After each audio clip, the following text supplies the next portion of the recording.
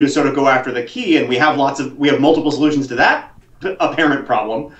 We've sort of refused to support some of the ones that like the mind swap that should seem to work, and that was fair play, you know, and that's why we've kind of been, especially during early access. Yeah, and actually a lot of it. The reason now I realize that we can't support it is because of the rule about allies, shared allies can't attack each other.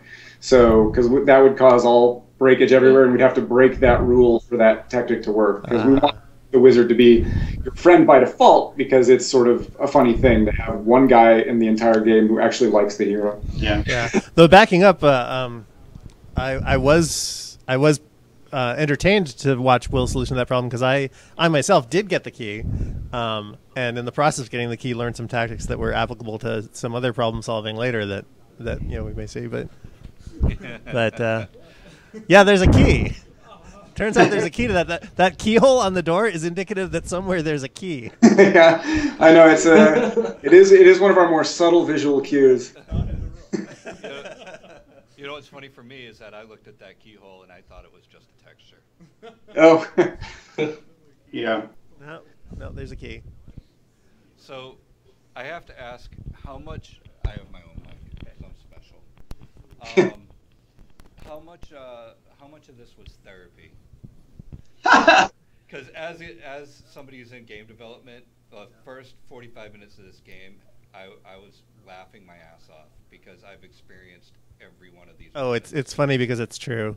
Yeah, that was a big part of it, along with the grimdark, was we had lived so many sort of paralytic moments as designers and artists and things in games that we felt like there was humor that people outside of games could enjoy, and it could be told through a game. And that was sort of when Jordan sort of first pitched the very rough framework that was going to be set on a whiteboard and all, it changed a ton, but that part grabbed me immediately because I hadn't seen anybody tackle humorous game narrative in that way yet, and I felt like it was just ripe. And our experiences gave us a fairly unique place to actually write that, because we had been working in games for so long. Yeah, I mean, HL3, the game is called The Magic Circle.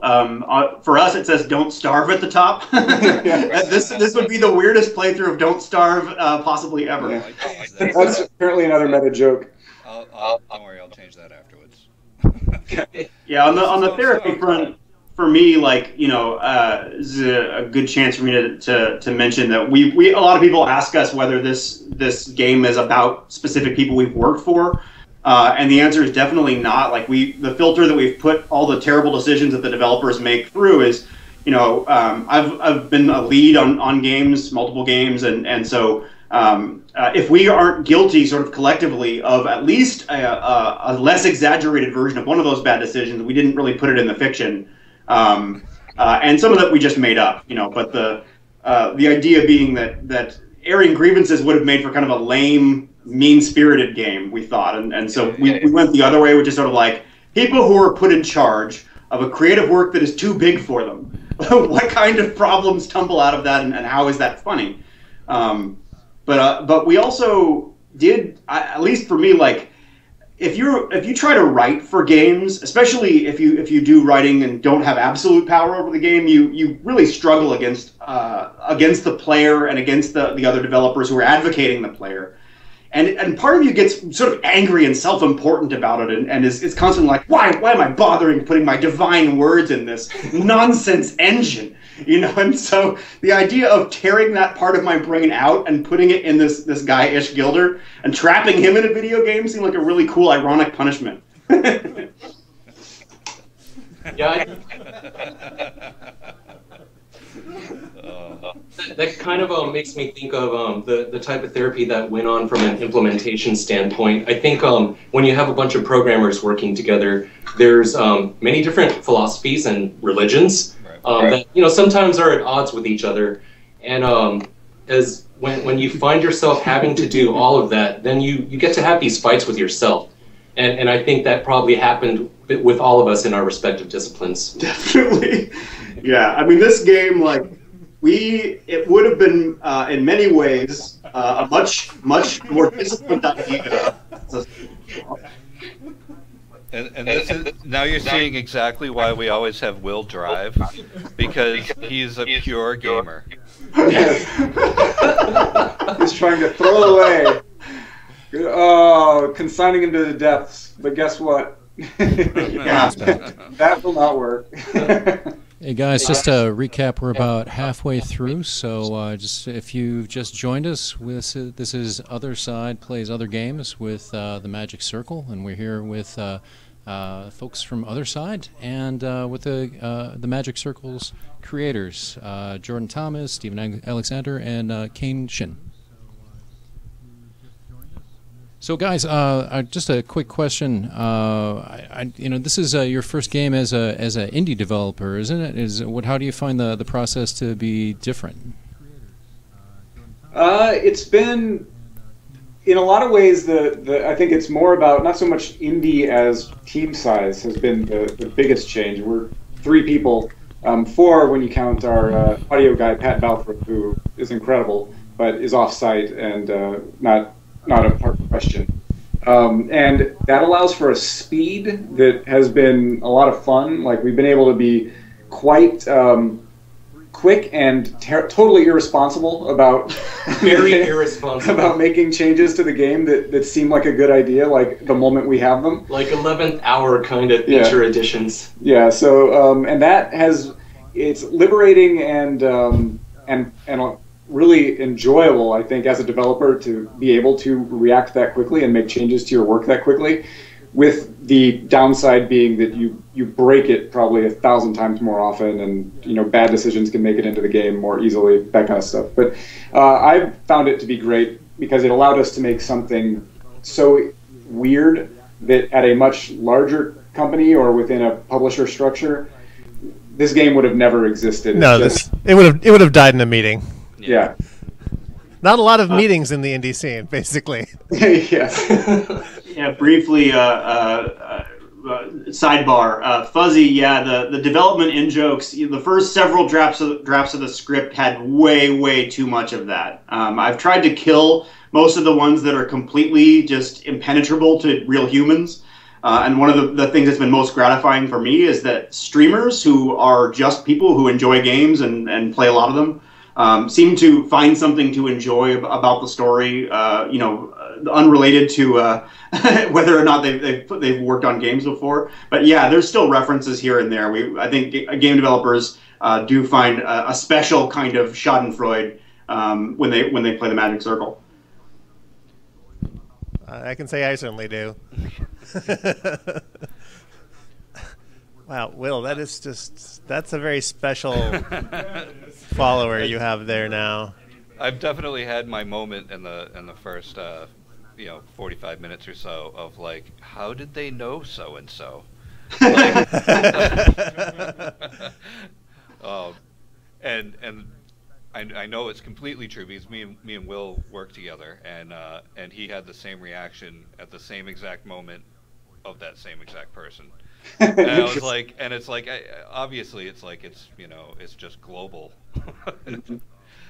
Yeah, I mean, on that note, to sort of be honest for a second, like, I think some of that may be because a lot of us on the team have changed hats a few times, and I especially, who wrote most of the characters and stuff like that. I've done a bunch of different jobs in games, and part of me is a little bit shapeshifter-like. I can't help it. I tend to kind of forget who I was, that previous year in favor of trying to be the most level artist that I can be right now.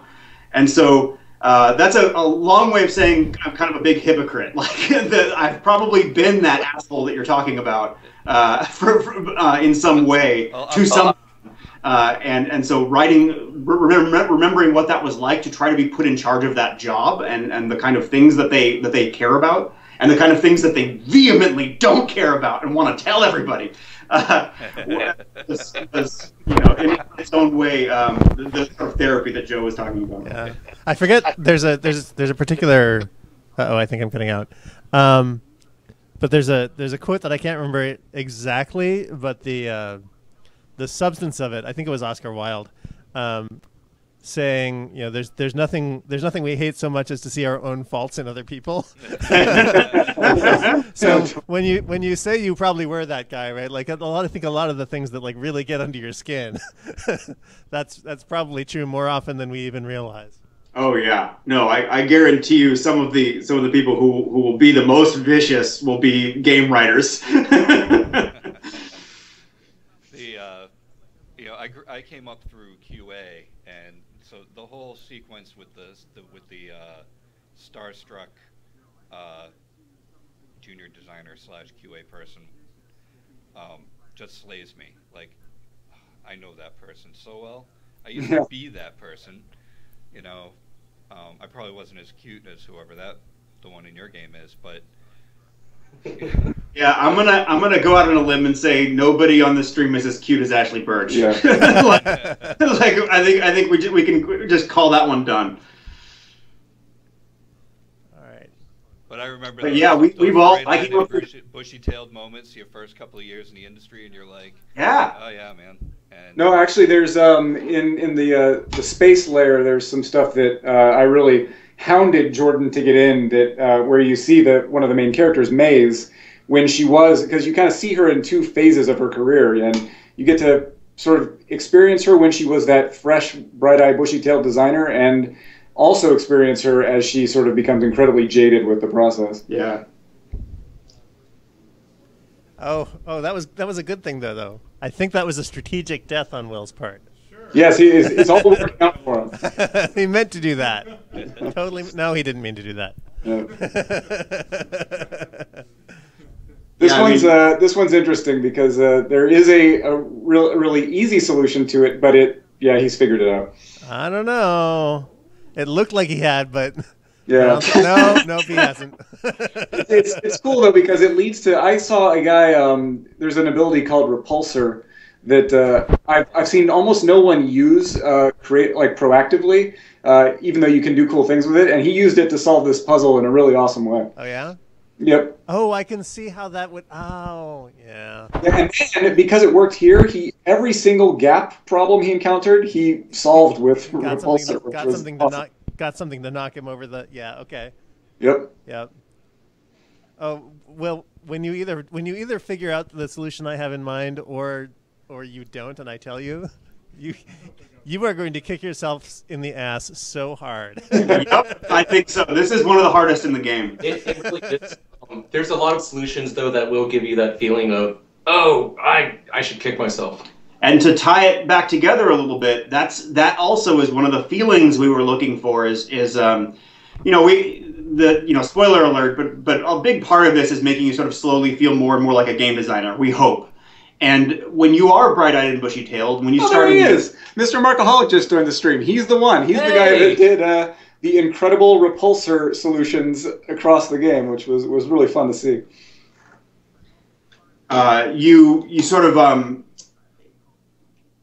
you start out thinking that this is impenetrable, and the idea being that like, how could you possibly build a world from scratch? But over time, you learn this sort of one weird trick philosophy, and you kind of never have to solve that same problem again. You feel like an idiot for not having figured it out sooner. And so this game kind of has that, we hope anyway, like an artful, unbalanced feel where you, once you realize that, oh wow, this rule works in this way, you'll never deal with that same threat again. Absolutely. Unlike, say, a combat game, which has a similar open-ended philosophy, unlike a combat game where that guy is still going to be hard when he pulls a shotgun on you in an hour from now. Right.